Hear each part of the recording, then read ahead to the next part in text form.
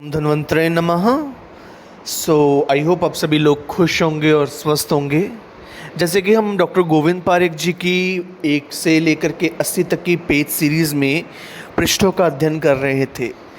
10 पृष्ठ तक हमने अध्ययन कर लिया था। आज हम 11वें पृष्ठ से अध्ययन करेंगे। आई होप आप सभी को प्रीवियस कंटेंट जो है वो पसंद आया होगा, समझ लगा होगा। यदि किसी भी प्रकार की क्वेरी रहेगी तो आप मुझसे पूछ सकते हैं कमेंट सेक्शन में। तो चलिए बढ़ते हैं 11वें पृष्ठ के अध्ययन की तरफ। चलिए 11वें पृष्ठ में हम 1 से 80 तक की पेज सीरीज में पहुंचे हैं। तो यहाँ बहुत कुछ मैटर आपको नज़र आ रहा होगा जो कि मैंने लिखा है रफली साथ साथ। तो चलिए सबसे पहले हम अपने टॉपिक की तरफ बढ़ते हैं। पॉइंट नंबर 1 हमारा ओष्ठ रोग। ठीक है, ओष्ठ रोग में हमारे पास जो आचार्य सुश्रुत है उन्होंने 8 प्रकार के ओष्ठ रोग बतलाए हैं। देखिए यहाँ आचार्य सुश्रुत ने 8 प्रकार के ओष्ठ रोग बतलाए हैं। आचार्य वाग्भट ने 11 प्रकार के ओष्ठ रोग बतलाए हैं। बेसिकली संख्या ही ज़्यादातर पूछी जाती है। और दूसरा प्रश्न ये बन जाएगा कि जो यदि आचार्य वाग्भट ने आचार्य सुश्रुत से कुछ अलग माना है तो उसमें क्या अलग है। तो यहाँ आचार्य सुश्रुतोक्त 8 और यहाँ 3 जो है अलग जो माने हैं वो है खंड ओष्ठ, क्लेफ्ट लिप, ओष्ठ अर्बुद, सीए ऑफ लिप और जलार्बुद। जलार्बुद को हम सिस्ट से लेंगे।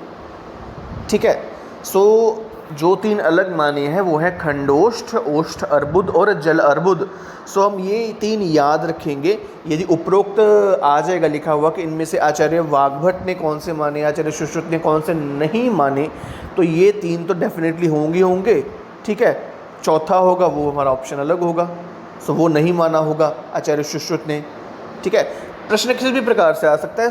ये बेसिक मैटर है, इससे आप रेडी रहिए। प्रश्न 10 तरह के बन जाते हैं। ठीक है, उसके पश्चात हमारे पास नेक्स्ट टॉपिक है गर्भिणी को यवागु देने का विधान। देखिए आपने प्रसूति तंत्र में पढ़ा होगा गर्भिणी की परिचर्या, 9 मासों की परिचर्या, वो सारी बतलाई है, सभी आचार्यों ने बतलाई है, सामान्य है। परंतु स्पेसिफिक पॉइंट जिनमें से प्रश्न अधिक पूछे जा सकते हैं वो पॉइंट हम देखेंगे। देखिए इसको याद करने के लिए जो है वो एक सिंपल सा टेक्स्ट हम बनाएंगे। पेज पर सबसे पहले आप लिखेंगे आचार्य चरक और आचार्य सुश्रुत, जैसे मैंने ऊपर मेंशन ही किया हुआ है।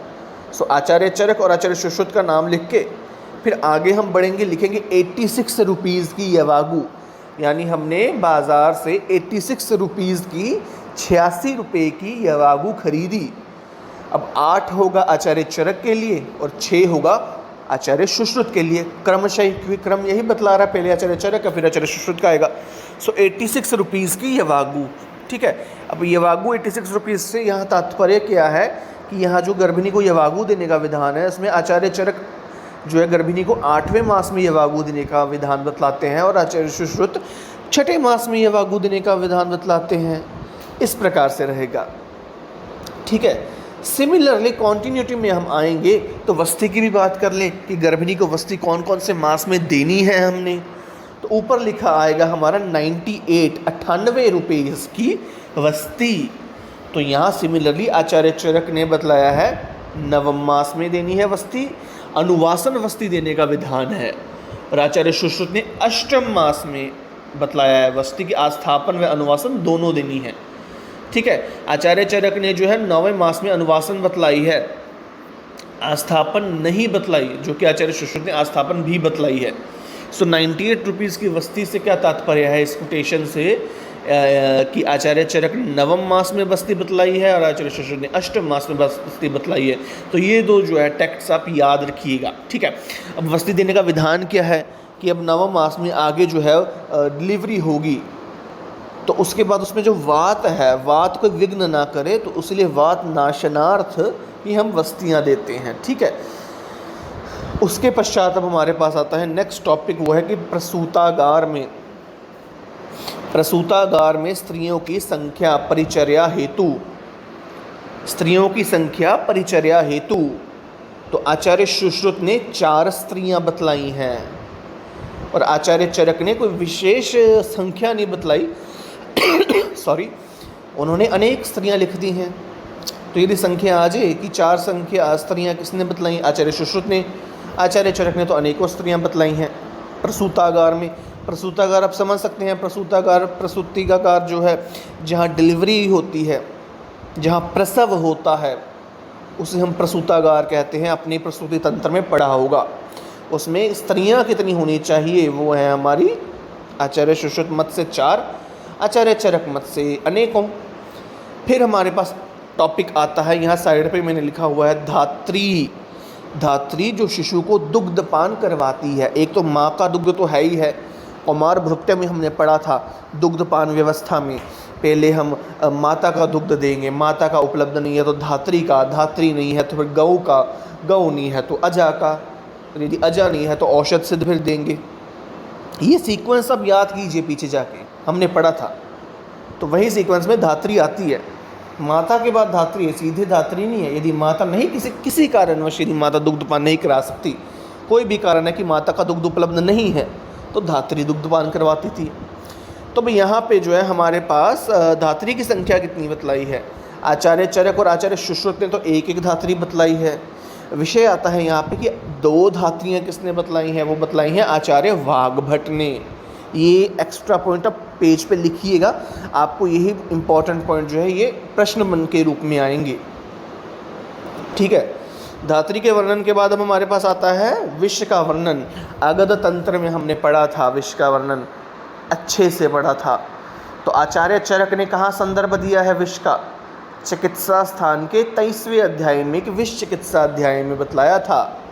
आचार्य सुश्रुत ने तो एक अध्याय क्या, उन्होंने तो पूरा का पूरा कल्प स्थान ही बतला दिया था विष के संदर्भ में।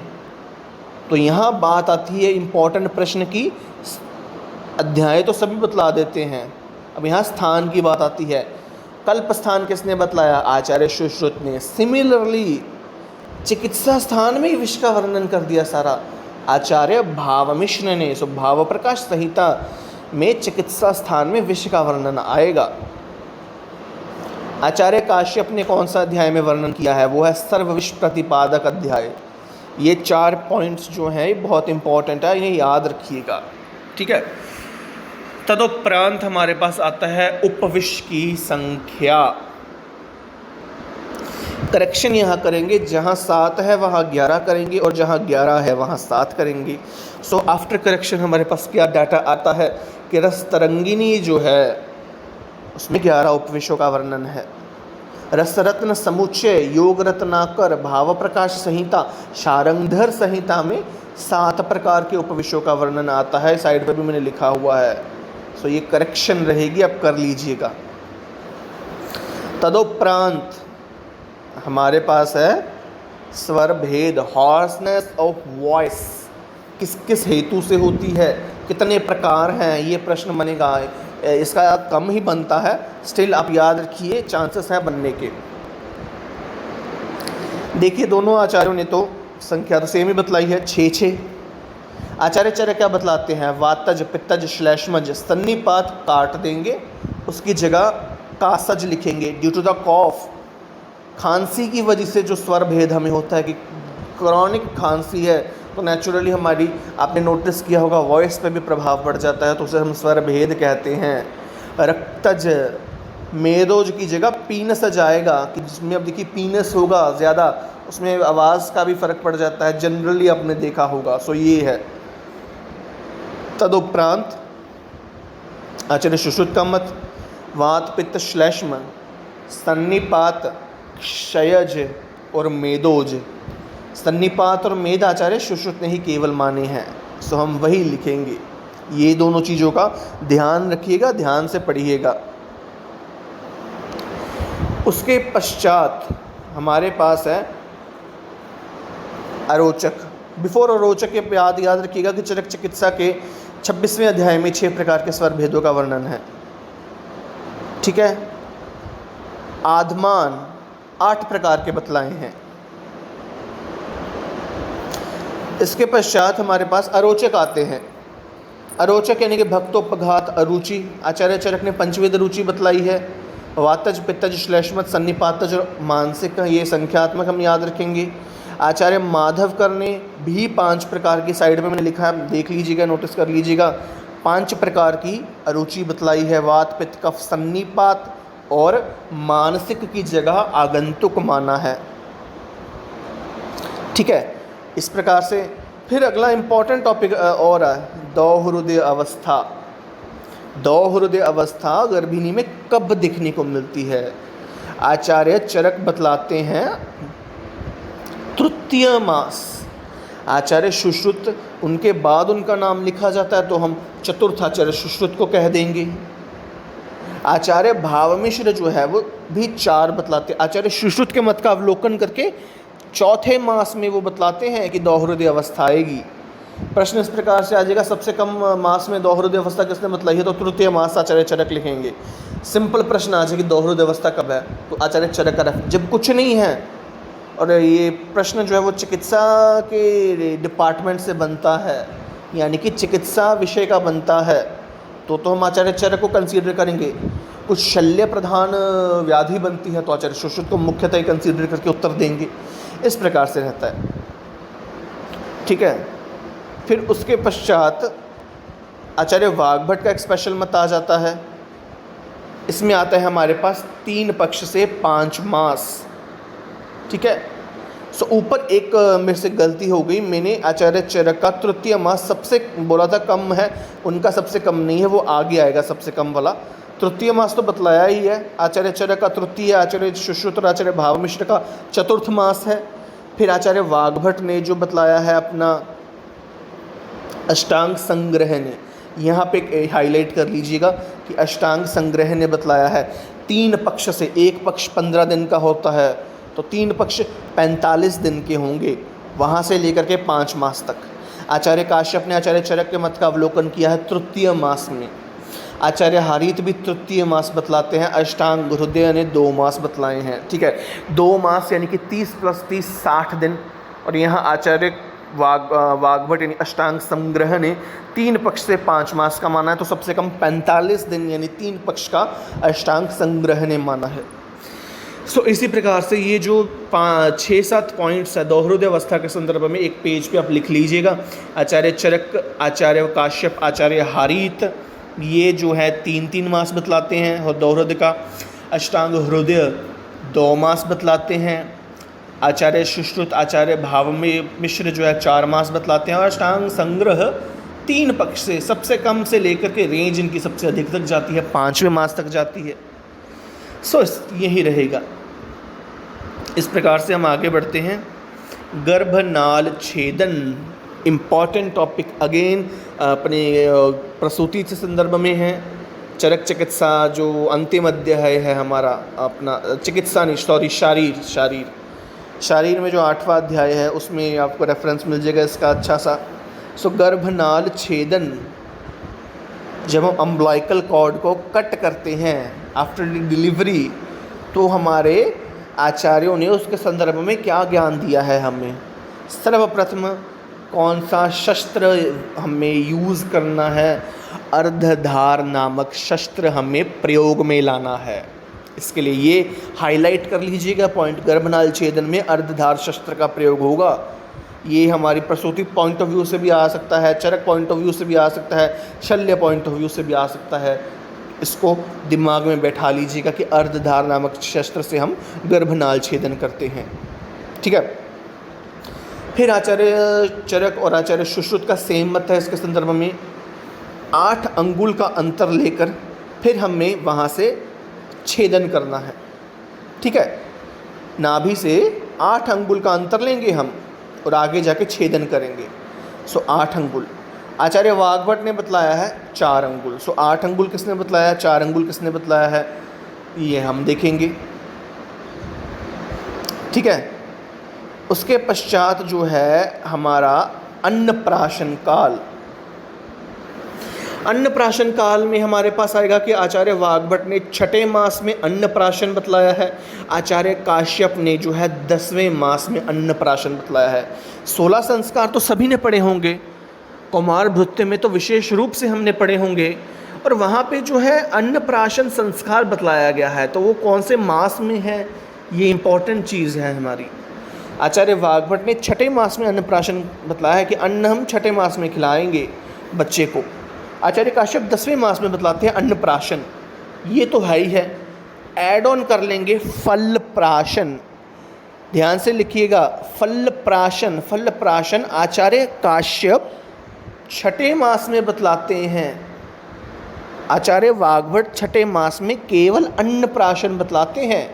अब आचार्य काश्यप तो रहे वो बाल के संदर्भ में, उन्होंने है ना, उनका ग्रंथ ही है बाल के संदर्भ में, कुमार के संदर्भ में, तो वो डिस्क्रिप्शन अच्छी देंगे ही। तो 6ठे मास में आचार्य ने कहा है कि सबसे पहले फल हम देंगे, जैसे कि फल का जूस हो गया, किसी भी फॉर्म में, फल सॉलिड सेमी सॉलिड फॉर्म में, किसी भी फॉर्म में हो गए तो हम उसे फल देंगे, और 10वें मास तक आते आते हम उसे अन्न पे ले आएंगे। इस प्रकार से रहेगा। फिर हमारे पास है कर्णवेधन काल। कर्णवेधन संस्कार भी हमने पढ़ा होगा, सुश्रुत संहिता में तो आचार्य ने इसके संदर्भ में अध्याय दिया हुआ है कर्णवेधन के संदर्भ में। अच्छा कर्णवेधन किस प्रकार से होता है, हमने किस प्रकार से करना चाहिए, यदि मिथ्या योग हो जाएगा तो उसके क्या क्या कॉन्सिक्वेंसेस हैं, यदि कॉन्सिक्वेंसेस हैं तो उसके उन दोषों की क्या क्या चिकित्सा है, इस प्रकार से रहेगा। ठीक है, तो कर्णवेधन काल क्या है, आचार्य सुश्रुत, देखिए चरकाचार्य नहीं बतलाते हैं क्योंकि ये वो शल्य प्रधान उनका ग्रंथ ही नहीं है। यहाँ पे हम बतलाएंगे आचार्य सुश्रुत के संदर्भ में। सर्वप्रथम आचार्य सुश्रुत ने हमें बतलाया है 6ठे 7वें मास में।